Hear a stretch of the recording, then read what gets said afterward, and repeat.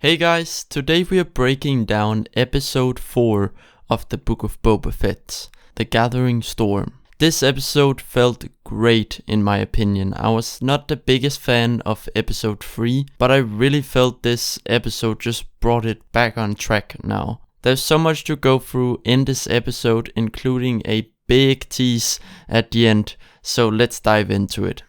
Boba is wandering the desert with his bantha, the last remaining from his tribe. He stands up on top of a cliff looking for his ship, the Slave One, still parked inside the garage, waiting for Boba's return. However, there are too many men down there for him to take down alone, and instead he finds something to eat and settles down around a campfire. That is until he notices a flare glowing not so far away. When he arrives at the location, Fennec Shand lays lifeless, left for dead in the sands of Tatooine. This was where she was shot in The Mandalorian. Boba takes Fennec with him on his bantha and takes her to a small mod shop. This place kind of had the same cyberpunky vibe that I'm not the biggest fan of, but it makes sense that this was how Fennec was saved, so I'm okay with it. Boba and Fennec have a conversation around the campfire, and they end up with a deal. Fennec will pay her debt to him for saving her life by helping Boba get his ship back.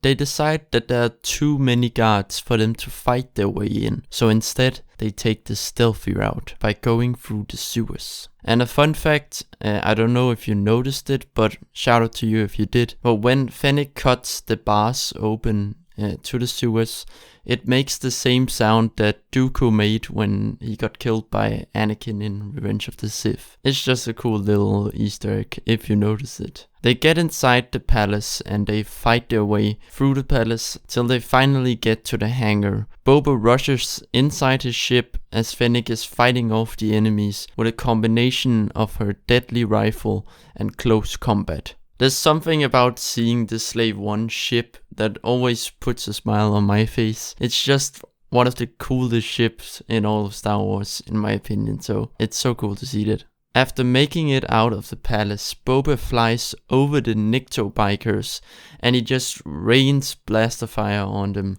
completely obliterating them. And finally, Boba can get some sweet revenge on them. Apparently Boba still thinks his armor is in the Sarlacc, and I think this is because he was very delusional after he got out of the pit, so he probably forgot that the Jawas took it from him, so he flies a bit too close to the Sarlacc and it grabs onto the ship, dragging it down slowly. They barely make it out with the help of Fennec dropping a freaking seismic charge on the Sarlacc, and our ears could once again enjoy the beautiful sound as the Sarlacc was finally put to sleep. They once again sit around the campfire where we learn why Boba wants to be the boss. And he basically says that he's just tired of being tossed around and killed because of others' decisions. And I really like the thing Boba says right at the end of the scene, right after Fennec tells him that the Tuskens have made him soft. He says, "No, the Tuskens have made me strong. You can only go so far without a tribe."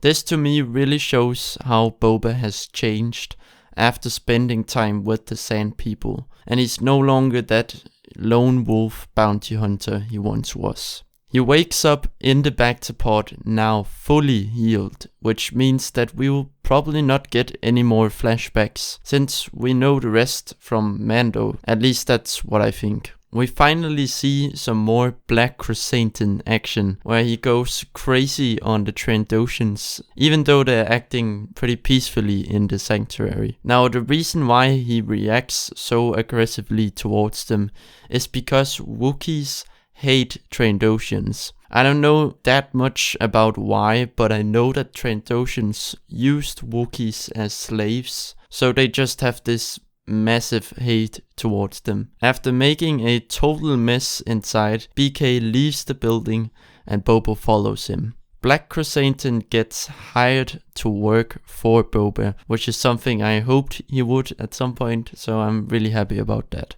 In the next scene, Boba sits down with all the others that were once captains on the Jabba the Hutt. There is a lot of dialogue in this scene, but in short, Boba wants to unite them all to fight against the Pikes. However, the captains don't really see the Pikes as a problem right now, so Boba will not get any help from them, at least for now. Boba and Fennec are standing on the balcony, looking down as the captains are turning their way home. Boba mentions that they do have a lot of credits on hand, but what they need right now is muscle. Fennec replies with saying that credits can buy muscle if you know where to look. And right after she says that, the Mandalorian's freaking theme starts playing, and this was literally the best tease and cliffhanger you could do for this episode. So I think we're gonna see Mando in the next episodes, and maybe Boba will recruit the other Mandalorians as well, and will we see Luke and Grogu at some point? I'm just so freaking excited for this. So this episode was so amazing, and they are back on track. I like that they spent a lot of time really showing how Boba and Fennec teamed up, which added more depth to their relationship. I don't think we'll get more flashbacks. Now we will focus on the present, as Boba is going up against a pretty big foe, the Pike Syndicate. These guys have a lot of money and power, which makes me think what muscle they are going to have. Is it gonna be Cad Bane, Bosk, or something else? Let me know who you think Boba might go up against. I hope you have a great day, may the Force be with you, and remember, this is the way.